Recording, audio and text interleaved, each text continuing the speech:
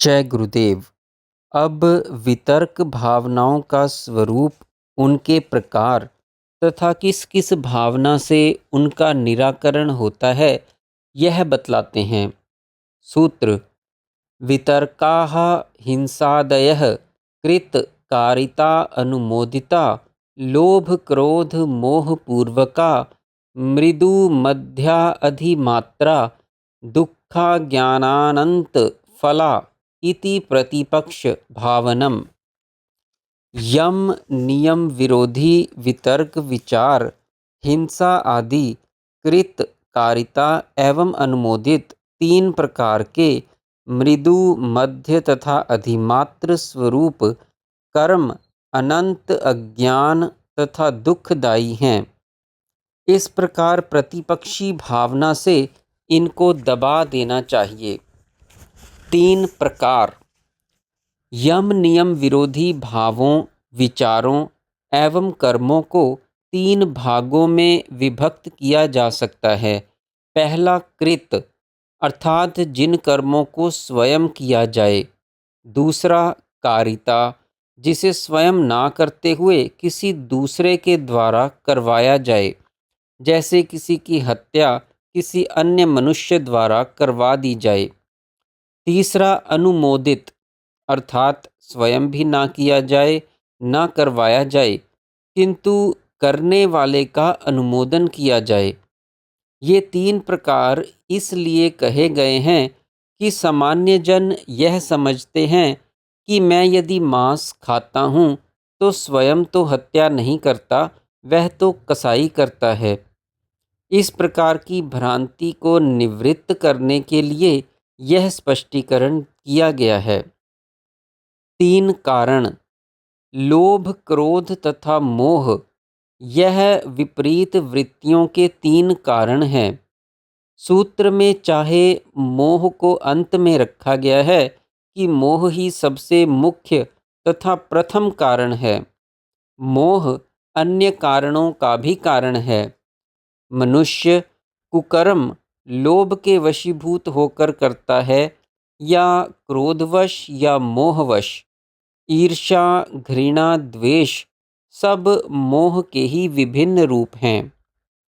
तीन स्तर: इसी प्रकार विपरीत वृत्तियों को तीन स्तरों में बांटा गया है। अधिमात्र अर्थात तीव्र, जैसे कोई क्रोध में पागल होकर किसी की हत्या कर दे। मध्य अर्थात मध्यम, जैसे कोई क्रोध में आकर मारपीट कर बैठे। तीसरा मृदु अर्थात मंद, जैसे कोई क्रोध में किसी को भला बुरा कह दे। इनमें से प्रत्येक स्तर के फिर आगे तीन तीन स्तर हैं, जैसे तीव्र अधिमात्र, मध्यम अधिमात्र, मंद अधिमात्र तथा तीव्र मध्य, मध्यम मध्य तथा मंद मध्य। इसी प्रकार मृदु के तीव्र मृदु, मध्यम मृदु तथा मंद मृदु। इस प्रकार सबको एक दूसरे से मिलाकर देखा जाए तो अनंत प्रकार की वृत्तियां, भावनाएं तथा कर्म हो जाते हैं, जिनका फल भी अनंत होता है। वे घोर अंधकार में डालकर जीव को जन्म जन्मांतर तक अनंत दुख का कारण होते हैं। इनके संस्कार संचित होकर प्रारब्ध का रूप धारण कर लेते हैं, और प्रारब्ध भोगे बिना किसी का भी छुटकारा नहीं। इनको रोकने के लिए मनुष्य को इस प्रकार विचार तथा भावना करनी चाहिए कि करने को तो मैं भावना के वशीभूत होकर कर्म कर जाऊं, किंतु कर्मों का फल तो मुझे ही भोगना पड़ेगा। क्रोध लोभ तथा मोह में अंधा होकर अंत में दुख का भागी तो मैं ही बनने वाला हूँ। इस प्रकार विचार एवं विवेक पूर्वक अपने आप को बुरी वृत्तियों से बचाकर रखें।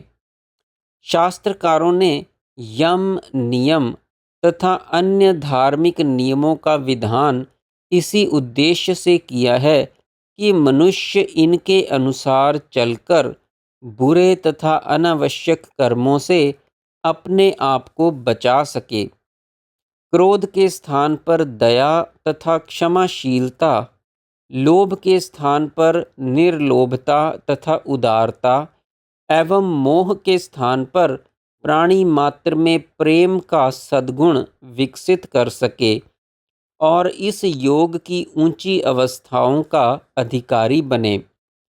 आध्यात्मिकता अथवा योग मात्र चर्चा का विषय नहीं, इसमें सर्वप्रथम जीवन को आध्यात्मिक रंग में रंग डालने की आवश्यकता है। समाधि तथा जीवन मुक्ति की बातें करते रहने से भला क्या लाभ, यदि जीवन का दृष्टिकोण ना बदला, कर्म में पवित्रता एवं भावनाओं में दिव्यता प्रकट ना हुई, व्यवहार में मधुरता एवं परहित चिंतन नहीं झलकने लग गया। जीव भावनाओं एवं वासनाओं के अधीन जगत तथा उसके भोगों के अंधकूप में धंसता चला जा रहा है। उसे जीवन स्वच्छ, निर्मल एवं सरल बनाने की सर्वप्रथम आवश्यकता है। इस आवश्यकता की पूर्ति दृढ़तापूर्वक यम नियमों के पालन से ही संभव है। इसीलिए सूत्रकार ने अष्टांग योग के प्रारंभ में इनको रखकर व्यवहार शुद्धि की ओर दिशा निर्देश किया है तथा उन्हें सार्वभौम धर्म कहकर इनका महत्व स्थापित कर दिया है। इसके अतिरिक्त बुरे कर्मों से बचने का उपाय भी बतला दिया है। जय गुरुदेव।